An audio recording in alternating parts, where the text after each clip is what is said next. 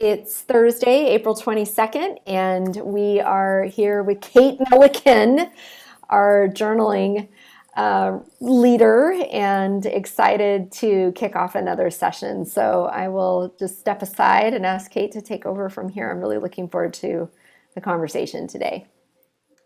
Thank you, Crystal. It's really been nice actually to know this is on my calendar and have the consistency of it. And it's funny, I actually find myself as I'm getting closer to 2 o'clock, kind of beginning to feel like I'm channeling myself into a different point of view. And I recognize I'm not participating as a participant, but I do appreciate this conversation and the ways that the prompts and the dialogue, I feel like it's becoming clear to me through habit that it's making time that feels distinct to my calendar. So I just want to thank you for that.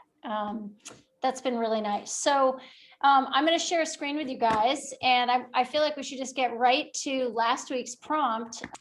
So last week, I felt a little sheepish about the prompt that I picked because it's a little cheesy in terms of where I got the origin of this prompt. And as I explained last week, a while back, I invested in a Peloton exercise bike. And for those of you that don't know what that is, it allows you to take kind of live and on-demand classes with instructors.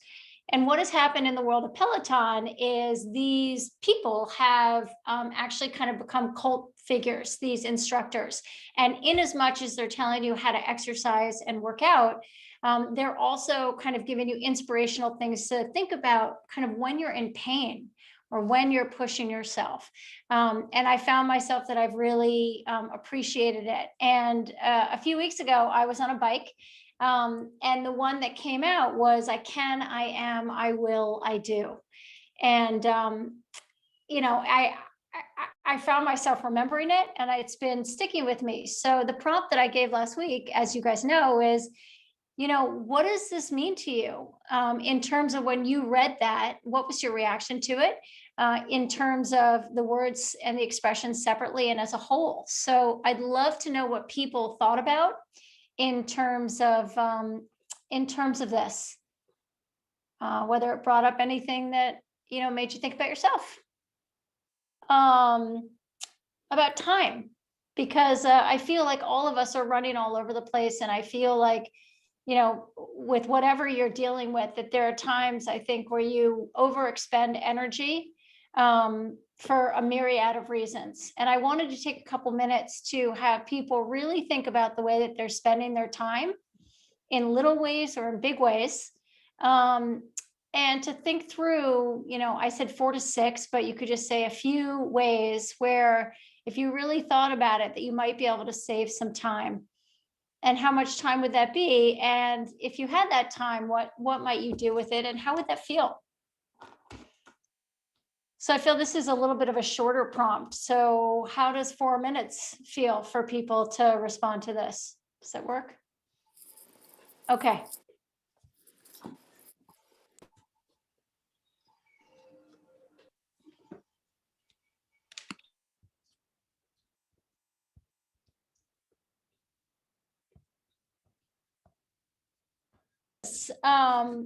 So I decided to go into this whole, we've done such a great, I feel like there's been so much wonderful conversation of acceptance and breathing and taking it in.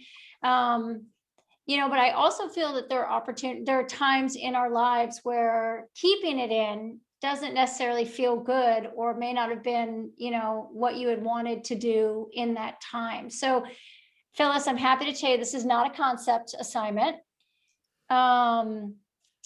So this is thinking back to probably a time or an experience in your life where you could tell a story or reflect on an experience when you were in a situation where you made a choice to stay quiet, when you wish you hadn't, when you did keep it in, for whatever reason, and what that reason was, and what happened. What made you decide to make that choice, and how do you feel about it now? And what did you learn from it? So I feel like this assignment's like a little tender. But I think there are times in my own experience where you look upon a situation with a little bit of regret, and you can get an enormous takeaway from it that kind of moves you forward. So hopefully you guys will feel the same way. That's the assignment I have for you this week. And then does anyone have any other questions before I ask our amazing leader to close us out with her deep breathing? Because I love it so much, Crystal. Any questions? Okay. Questions, Kate, Yeah. but thank you so much. Oh, thank you, Phyllis. I feel like I'm learning so much, and I'm deeply appreciative of your time. And I also am deeply appreciative of how present everybody is in this time. It's a really unique, I mean, in the essence of our class assignment, it feels so good for everybody to investing their time and attention in this time. So I appreciate the thank you, but I thank you as well.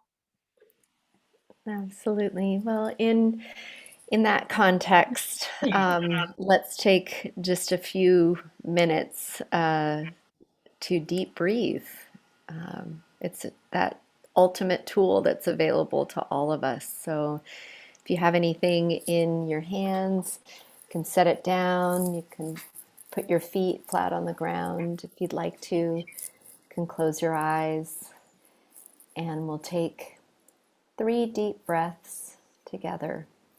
And on the last breath, let's do an Om in honor of Brooke as she heads off into her new journey in New York. And a deep breath in. And a deep breath out.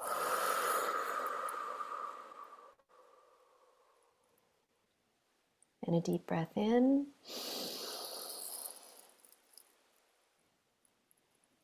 And exhale.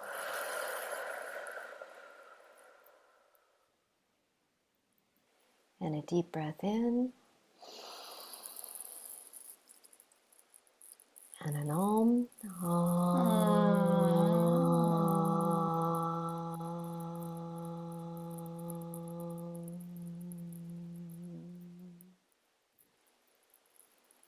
You can open your eyes.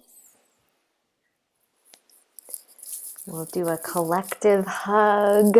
Hey, thanks everybody. Everybody, and we'll send lots of love.